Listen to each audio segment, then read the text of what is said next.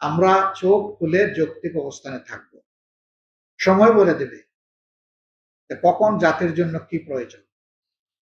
আন্দোলনের ব্যাকরণটা এমন, এটা কোনো ঈদের সাথে রিলেটেড।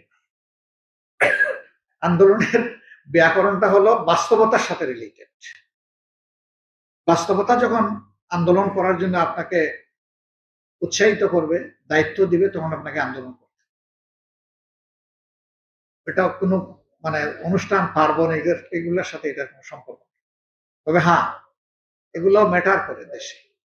আমি বললাম না যে আমরা রমজান হওয়ার কারণে আমরা কিছু কাজ করতে পারতাম, কিন্তু জন দুর্ভোগ বিবেচনায় রমজানে বিশেষ করে স্বস্তিকর পরিবেশ হোক, এটা আমরা চাই।